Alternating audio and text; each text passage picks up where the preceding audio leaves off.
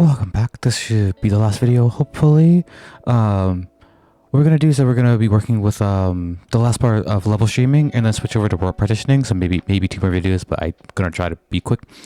And we're back on the level. All I did between now and the past 5 minutes is I just changed the lighting because I like playing with lighting. And I've been watching too much Silent Hill. Silent Hill F. Either way.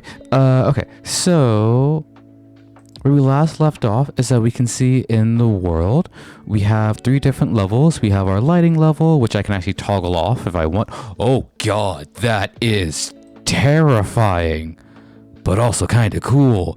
That is scary though. Oh god. No, that's too dark. That is too dark. Jesus Christ. But yes, we can see that we can like toggle off different parts of our level at will, the different like sub levels at will. But if I play, I can see like right now I see the cubes in the distance, but I don't have them right now because those are a different level. They're not loaded in initially. So we're just gonna load those in right now. And to do that, we're gonna use a level streaming volume. So if I click on persistent level, we have to be in persistent for this to work. There are a few ways that we can stream in levels, but we're going to do it this way. So the only thing that's in a persistent level is our persistent level itself, our player start, which we can see if we select it, which I just have to turn on its, I hit the G key to turn on the gizmos. And we're going to add a level streaming volume. That's fine. And it's in my level, it's in my persistent level. We can see that because I'm selected, I have it selected, and it's saying selected actor and level persistent. We could also move things between levels.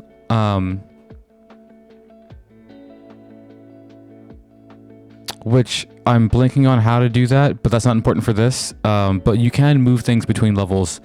In this, I think I would just like select actors, click on an unlocked level, and then move to select, move actors, select out to level. So that's how you move stuff between levels. So you can have like 6 levels open, 1 for like environment, 1 for lighting, 1 for NPCs or AI and stuff, and then move them about if you accidentally place one in the wrong level. But this is a level streaming volume, and what we're going to do is I'm going to just place this around the cubes over here. I'm going to scale it up so that it encompasses the cubes and is kind of like a playable level volume. So what's going to happen is once I walk into the streamed level volume, the cubes should appear, and when I walk out of it, they should disappear. So if you have like a bigger level, you would just put this whole box over your entire level, and when you walk into it or close enough to it, it'll spawn the stuff. And when you walk out of it, it won't. It'll despawn it. So I'm going to click on my LS level 1 because that's where my cubes live. I'll click on this little pen hamburger icon, and I'll click under streaming volumes. I'll add a plus sign, and I'll click the only level stream volumes that I have, because I only made 1. And now, if I play, if I didn't do anything stupid, which is quite common, I'll walk forward into the mist. And we got silent hilled. So we can now see the cubes are here, because I walked into the stream level volume. If I walk away, they disappear. So you can see you can do like much more cool things with this, add like more stuff. I did a water scene because I was thinking like if I wanted to see a ship in the distance, like beyond the fog, I could make a level stream volume like back here and then have the ship be a part of that level. Wherever I just walk into it, I can see a ship far away in the distance. And the cool thing is that I don't have to put this over the cubes. I can put it over here. They're connected to the level that the cubes are in. So I can play, and I actually can't see, so I don't know there we go. Like I was saying, like if I want the cubes to stream in, like a ship to stream in when I'm like over here and the ship is way in the distance, I can like definitely time how this is working. But that's how you would stream in different levels and unload them with a level stream volume. And you can do this programmatically. Like instead of doing a level stream volume, you can do like a box trigger and use blueprints to stream in your levels. Both work. Both are totally fine. This is just like a quick, easy, simple way of like doing level streaming. But yeah, I'll save that there because that's all that really is for level streaming. Again, you can make this do so much more cooler things, but this is enough for like your VR projects.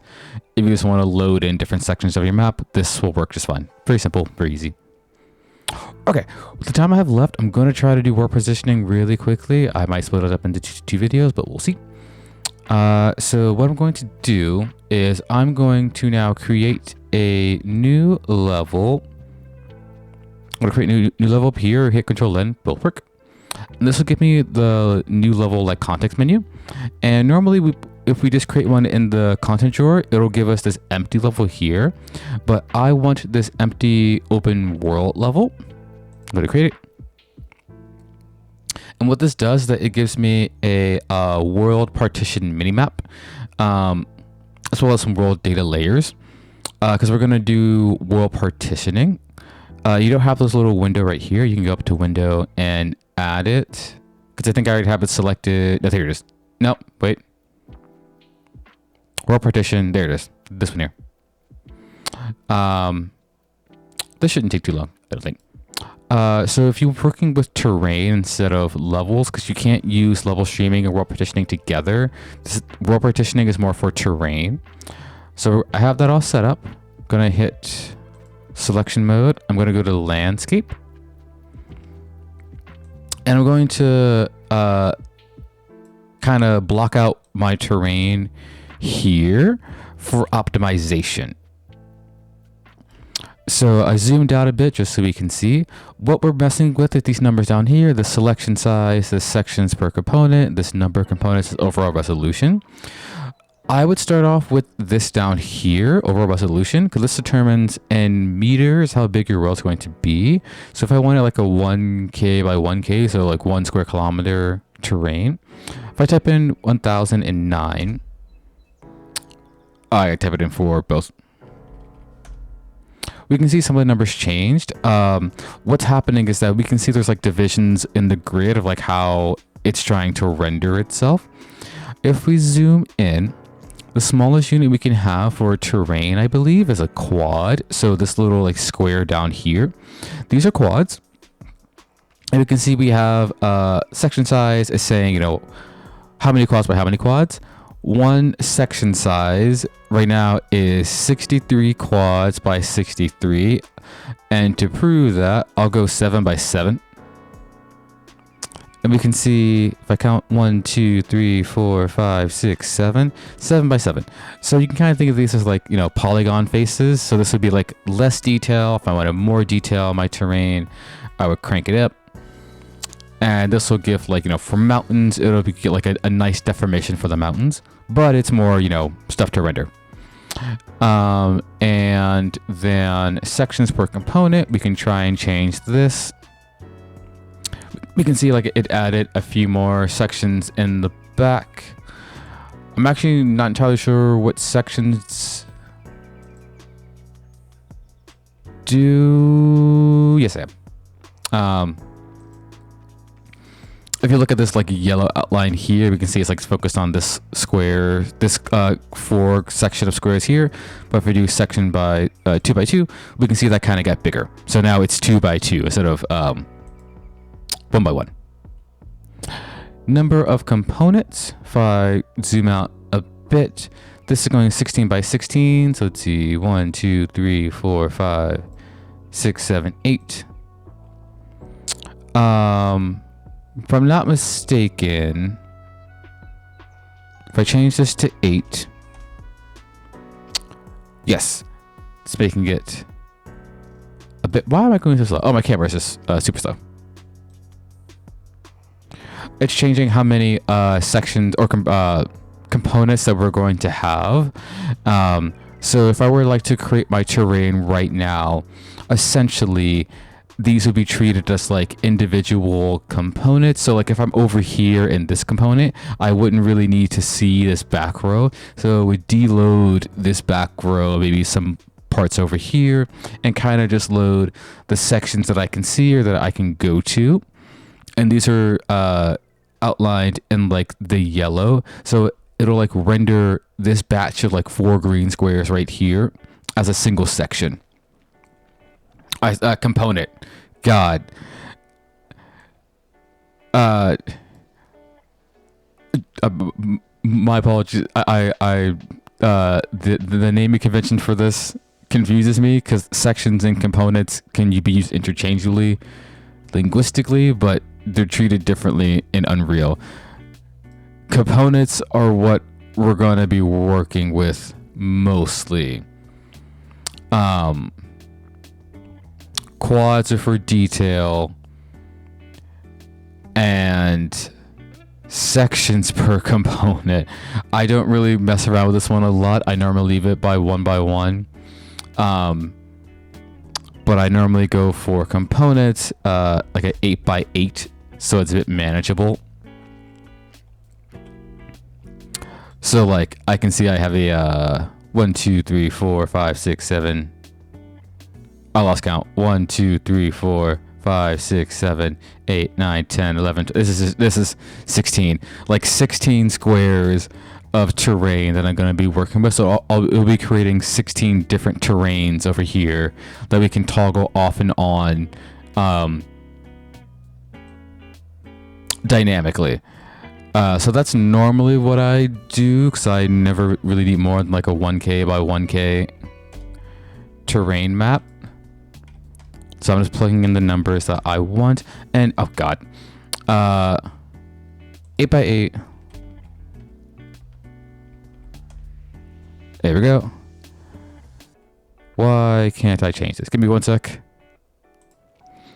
Okay, I'm back. As you can kind of see, messing with these numbers, Unreal tries to like make this as optimized as it can for its own engine. So if you change one, it'll try to like make the best overall resolution size for the number of components that you have and the quad size and yada yada yada. And I know I want 1K by 1K map, so I was just trying to get it to have 63 quads. I had to change this to 2x2 to get it from being a half K map, which is fine. It's just how Unreal wants to like chunk up my terrain so that it looks so that it will perform better. And if you haven't downloaded this as we did in class, I have these auto meshes which you can find from Fab. So give me one sec to to pull it up.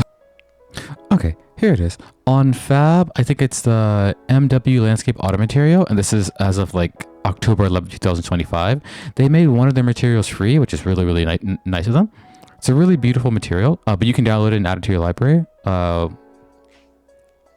when you can. But that's the material that I already have loaded onto here, because if I click create with all the settings, it'll do its stuff. And there we go. We have a nice, I think it's like a valley landscape material already on it.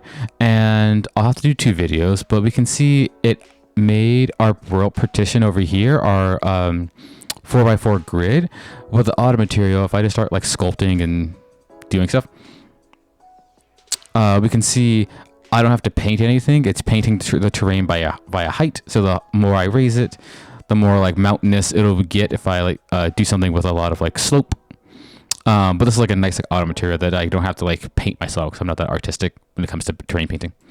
Either way, I'll continue this in the next video. So give me 1 second.